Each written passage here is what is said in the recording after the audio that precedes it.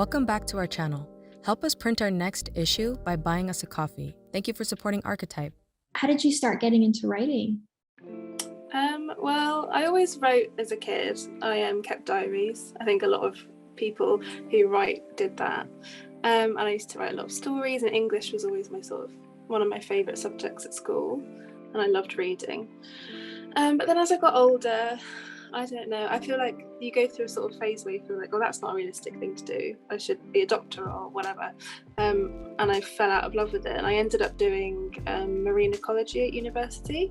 And then when I was there, I realised that I loved being in place, especially the coast, but not necessarily doing the research. I liked communicating about it and writing about it. So then I ended up doing a master's degree in writing, specialising in writing about place. And then that just opened like the whole world to me. And then I thought, oh, actually, maybe I could do this as a job. Your piece, Watery Bodies, there's a lot of scenes that are based by the lake or by the ocean. And you also studied marine biology. And so I was wondering, like, is water a common theme that shows up in a lot of your works? I'm actually trying to do a bit of research at the moment as to why I'm so drawn to it, but especially women. I feel like women are very drawn to water. I don't always try to write about water. I think this piece was not my intention to write about the coast at all. That's just the way it ended up. But when you live on the coast, and especially, I mean, Britain's an island, we're never that far from the sea. So I think it is a very big part of everyone's lives here. As a travel writer, what were a few of your favorite places that you've traveled and written about? It's funny being called a travel writer, because that's never what I set out to do, to write about, geography and places. I really like writing about Britain. I know some people think that's quite boring. But I think exploring where you're from, we don't do it enough, I don't think. And I think COVID really made us pay attention to, we suddenly couldn't go anywhere. And it makes you pay attention and give, I don't know, who was it that said attention and love are sort of the same thing? Is it Mary Oliver, I think, maybe? I like writing about places that I'm from and seeing them in a way that I didn't before necessarily, and looking slightly deeper. Probably the places that I like writing about most. I wrote a piece that was shortlisted for the Brat New Travel Writer, and that was about where my mum's from, which is in the north of England, which is somewhere that I didn't grow up, but I always felt drawn to, and I didn't know why. So those sorts of places that you're kind of pulled to but you're not sure are the ones that I think they have something to say, and I want to write about it. I really liked what you said about writing about your home and the places that you're familiar with and seeing it in a new way. Do you feel like writing about Britain has changed your perspective on, this place that you must have been so familiar with all these years? It definitely has. I think it's made me look at some of the murkier aspects. I think especially getting older, when you write about place, you can very easily fall into the trap of nature is beautiful, where I grew up is beautiful, because of the nostalgia. Sometimes where you're from isn't very nice, but it holds that very special place to you that makes you see it through sort of rose tinted glasses. So yeah, it really has changed the way I look at it. And in a way, seeing the kind of the murky underground side of where I'm from has made me love it all the more, really, because I don't know, it's very intimate knowing something so inside out, whether it's people or places. So it's made me very fond of what can be quite an unlovable place. So what types of writing do you most often do? So you write about places, you write in the journal, we have Watery Bodies as an essay, and you also wrote a lot growing up as a kid. What types of writings do you like to do, and which one do you find yourself most drawn to? Weirdly, I found myself most drawn to sort of fiction, and I was thinking, I read a story and think, oh, that's fantastic, or something happens, I think that'd be great in a fiction. But when I sit down to write, whatever comes out is nearly always essay based. And I don't know if that's whether my primary writing practice growing up was keeping a diary and doing that sort of introspection and writing from life. But I would love to do more fiction writing. I really admire fiction writers. I think it's incredibly difficult. I was going to say to not write about yourself. I don't think that's true. I think fiction writers write a lot of truth, and the fiction writers that are good find truth in extraordinary situations that are not like theirs, but I'd love to have a crack at it. Fiction writing that has a lot of truth. I'm just thinking, like, what parts of the fiction stories do you think are fiction mostly, and what parts do you think are mostly based on the truth? What I always seem to think is the fiction is maybe the places or the people.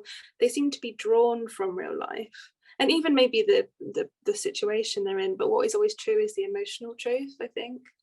Fantasy, for example, there's a reason fantasy is so popular. It's the sort of escapism. Obviously, none of us have lived in Middle Earth or gone to Hogwarts or things like this, but there's emotional truths in them that we can all recognize. I think that's where the truth comes from, is drawn from real life. It's always so interesting when I read a story and then I also read about the author's life, and then you kind of see those little similarities here and there. Yeah. And it just reminds me that writing is such a vulnerable experience. And, you know, even Watery Bodies is a very like open and vulnerable story. Have you ever experienced a bit of, I guess, struggle with like sharing your story to the world, just knowing who, like, all the people that are going to be reading it? Yeah, this one I really did. I wrote a piece for an anthology recently called Intrinsic. That was an anthology of lots of 12 women writing about place. And that piece was about grief and about one of my friends passing away. That's my sort of elevator pitch for it, which is not a very good elevator pitch. It wasn't really about my friend dying. It sounds very cold to say, but my friend dying was the hook to get to the main story, and it's what triggered my reaction, and that was what the piece was about. But this, Watery Bodies, was very much laying my cards on the table and showing myself a lot more. I do find it difficult to share, but that's one of the reasons I wanted to share with Archetype, actually. It's the first time I felt, I've been sitting on this piece for a while, and when I came across Archetype, I thought this might be the home for it, because it felt very welcoming, and the sort of writing that was shared was very open and vulnerable. And not to, vulnerable is an overused word, I think. Not to say that that's not strong, or but yeah, it's where I felt able to do it, and I think that's a big part of it. Sometimes I write stuff that I think will never see the light of day, and I think authors and writers do that a lot. Wow. And thank you for sharing your story with us and for feeling like you could share it with Archetype. So can you tell us a bit about, I guess, your creative process writing this story, and especially since it sounded like you were sitting on it for a long time? What was it like, you know, I guess from ideation to writing it to, I'm sure, the amounts of editing that went into it? Can you tell us about that process? I certainly didn't sit down and think, I'm gonna share this with anybody. It was more that I think I'd been doing a lot of reading and listening to people like life writers and memoir writers talking about their process as well. And I was finding that, rightly or wrongly, there's this trend for often writing about the quite dark aspects of human life. And I guess that's because people find that easy to connect to. It seemed, and I don't think this is true now, looking back, it seemed that I would only get somewhere if I bared my soul. Which I think is something that writers can often feel. And it's not correct, but I think there's that sort of pressure. So that's how it was born. It was just, I want to write about this. And I'd written bits in diaries and stuff, but never, how do I write this? In bearing in mind that someone's going to read it, how does that change your thought process and how you feel about the event or the situation? So that's sort of where it was born. The intro, the list of reasons why I don't want people to find out things that I've done when I've died. I didn't know how to start just launching into, I fantasized about walking into traffic. So I would try to do like a little like comedic twist. I often find that that's sort of coping mechanism, and I find it a way to easily access writing is maybe to use a voice that I wouldn't always. So yeah, that's sort of how it was born, and then it just led from there. And like I said earlier, I was not expecting the sea to come into it, but it just kind of felt like a natural progression. It was actually during COVID that I wrote it, during the first lockdown, and I couldn't get to the sea as much. So I don't know whether I was maybe craving the sea subconsciously, and that's how it ended up in there. that intro where you were listing the 3 reasons, when I first read that part, that was the moment when I was like, oh, I want to edit this story. 'Cause I just felt like, your voice or something about it felt like you were a friend, and like I knew you and you were talking to me. And so I really liked that intro. I'm just wondering, out of curiosity, the clips in your diary, did you write them like they appear in the story, very detailed and visual of the sea and working in the store, or was it more of just your thoughts, just event? I do go back and look at diaries and think, but often it's not very detailed. I think sometimes when I was in those headspaces, I didn't necessarily want to unpack them. I just wanted to get them out there. So often it was very scrawled, not making much sense. But what I did find was that it gave me a real clear sense of how I was feeling, and translating that into writing wasn't necessarily saying word for word, this is how I felt. It was about capturing the same feeling. So that's how I kind of use the diary. It's not as a direct quote, but as a way to bring out the sort of essence of a moment.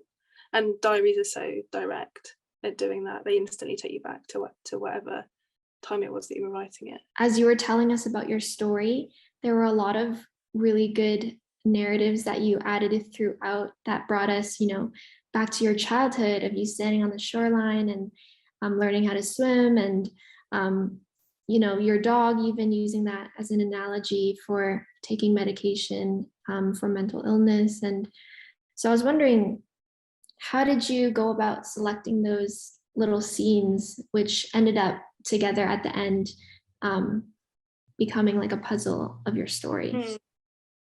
I think it was just as raw as like I was writing something down and being like, oh, that was like that time that Dougal had the tablets. Or, sometimes I'd try and describe what it was like to be on that sort of medication, talking about the dog analogy. And that was the way I would describe it to people, because saying to people, my head feels like it's full of fluff and I can't sense anything, like my sense is very dulled down, they don't always get that. But if you say, well, my dog had to go on firework tablets and this is what he looked like, people got that. So I felt like that's how that kind of thing kind of crawled in. It was literally like I was talking to the audience and trying to get that across. It wasn't necessarily a great artistic deliberation or anything, because I want my writing to feel, I don't want it to feel purple, I want it to feel readable. What is one thing that you want readers to feel or understand after reading your essay? I hope in a way they feel comforted. And that's not necessarily to say that I'm better at the end of the piece, or that my mental health was in a ditch and suddenly I'm at the top of a mountain. I don't think that's what it is. I think it's just managing and coping, and that generally things are okay. They will be okay, even if you're not your best, you're okay, and that's fine. And do you have any advice for aspiring writers who might be experiencing doubts in their ability to tell their story so openly like you did? I think just be gentle with yourself. I think we're often, and it's true, like writing, any creative practice where you're putting something to paper or film or music and you're putting a part of you out there, a lot of rejection will come your way, and that can be self-rejection or rejection from people that, critics or people you shared it with. We're sort of told to toughen up and get a thick skin, and I don't think that's necessary. I think you have to be gentle with yourself. Take your time. There's no rush. There's no formula for being a writer or any sort of creative pursuit. Just be gentle. And any upcoming works that you're excited for, that you wanted to share with our viewers? I've got a piece coming out in the Marine Biologist magazine, actually. So I've tried to, talking about going in different directions, I'm trying to marry my undergraduate degree of doing marine ecology with writing. So we're doing a piece, a long form piece about sensationalism in reporting on the environment, and I just wanted to test out if I could do that, and luckily they said sure, you can write it. So that'll be coming out in January in the Marine Biologist magazine, and that's very interesting, sort of looking at that more journalistic side of writing. So I'm really excited about writing that, just because it's something that's so different.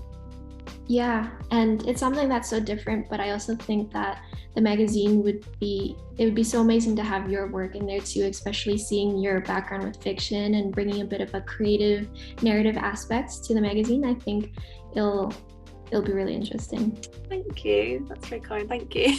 Thank you so much, Jenny, for speaking with us. I really enjoyed learning about your story, and just you have so much advice to share for us. So thank you. Oh, thank you. And you've been wonderful to work with as well. And I love Archetype, so thank you.